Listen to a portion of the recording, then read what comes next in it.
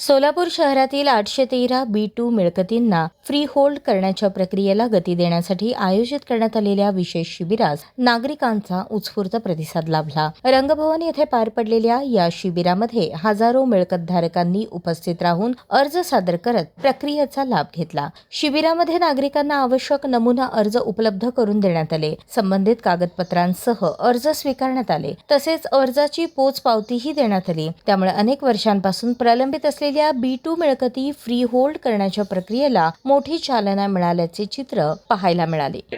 आणि विशेषतः सोलापूर शहरातल्या पश्चिम भागातल्या 13 चाळी आहेत, ज्यामध्ये 5 ते 6 हजार लोक राहतात। त्या चाळींचं 100-125 वर्ष आयुष्य झाल्यामुळे ते कधी पडू शकतात आणि जीवित दुर्घटना सुद्धा त्या ठिकाणी होऊ शकते।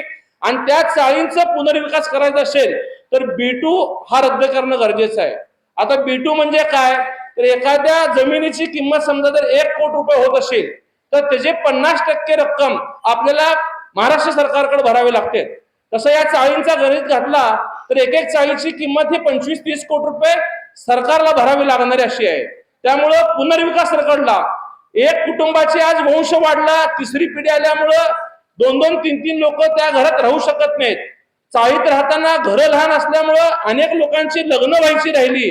प्रत्येक लोकांना कुठल्या ना कुठल्या माध्यमातून त्रास होता आणि हा B2 फक्त सोलापूर शहरातल्या चाळींनाच नाही तर संपूर्ण मोरारजी पेठ असेल, रेल्वे लाईन्स असेल, सिव्हिल लाईन्स असतील, सिद्धेश्वर पेठ असतील, या सगळ्या पेठांवरती ह्या चुकीच्या पद्धतीने लागलेला कर आपण मुख्यमंत्री फडणवीस साहेबांकडे आणि बावनकुळे साहेबांकडे मागणी केला की साहेब, आम्ही हे ब्रिटिश काळामध्ये विकत घेतलेल्या जमिनी आहेत आणि आमच्या जमिनीवरती या शासनाने चुकीच्या पद्धतीने कर लावलाय आणि ती शुल्क आपण आम्हाला माफ करून द्यावी।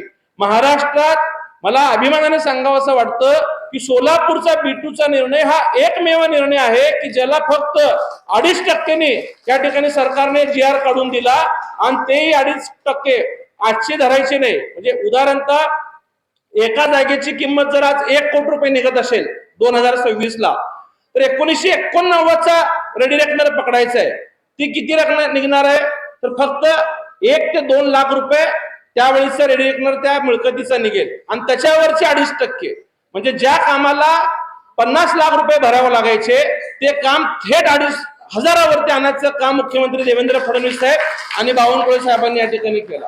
कुमार गोरे साहेबांचा सुद्धा उल्लेख करायचा आहे, कारण का B2चा निर्णय 2.5% झाला, परंतु शर्तभंग जे आहे त्या शर्तभंगामध्ये महाराष्ट्र शासनाचा एक GR असा आहे की चालू रेडी रेकनरवरती 50%, 60% त्या ठिकाणी आकारणी करायचा। आणि अगदी कॅबिनेट बैठकीला चालू व्हायला 10 मिनिट राहिले होते, मी गोरे साहेबांकडे हट्ट धरला की साहेब, तुम्ही B2 काढायला 2,500 रुपये घेताय आणि जर कोणी शासनाची परवानगी न घेता यापूर्वी परस्पर विकलाय म्हणून त्याला 50% म्हणजे 50 लाख रुपये घेणं हे कुठेतरी अन्यायकारक होणार आहे। आणि आपण लोकांना आश्वासित केलोय की आम्ही तुमचा B2चा विषय निकाली काढून देऊ। मग बावनकुळे साहेबांचा फोन आला, अरे तुझं नेमकं म्हणणं काय?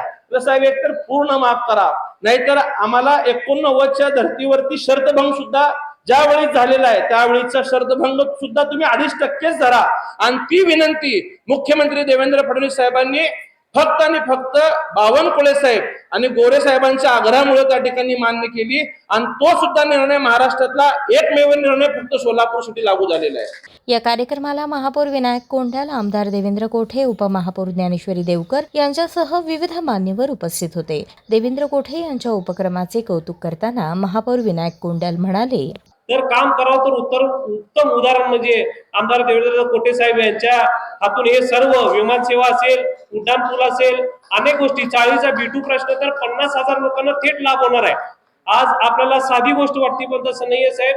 अनेक वर्षापासून अनेक लोक, जे जुने लोक आहेत त्यांना सर्वांना माहिती आहे की B2 प्रश्न काय, कारण का अनेक लोकांची घरं त्यांच्या नावावर अजून सुद्धा नाहीयेत, हे शासनाच्या नावावर आहे। तर फ्री होल्ड होणं गरजेचं होतं। 40 वर्ष 50 वर्ष झालं या ठिकाणी कुठलीही त्या ठिकाणी पावलं उचलले जात नव्हते।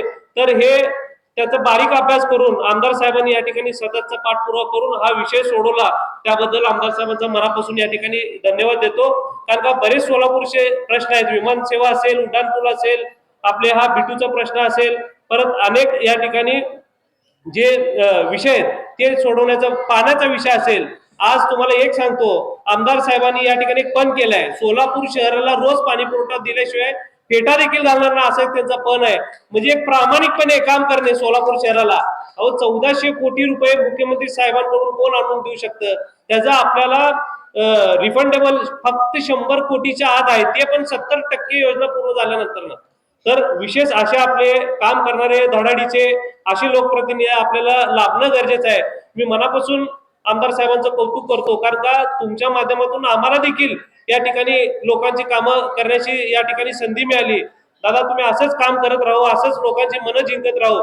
एक प्रामाणिक काम तुमच्या हातून घडत आहे, असंच मी या ठिकाणी बोलतो. यावेळी उपस्थितांनी मुख्यमंत्री देवेंद्र फडणवीस, महसूल मंत्री चंद्रशेखर बावनकुळे आणि पालकमंत्री जयकुमार गोरे यांचे B2 मिळकती फ्री होल्ड करण्याचा निर्णय घेतल्याबद्दल आभार व्यक्त केले. या विशेष शिबिरामुळे संबंधित मिळकतधारकांची प्रक्रिया अधिक जलद आणि सुलभ होण्यास मदत होणार असल्याचा विश्वास व्यक्त करण्यात आला.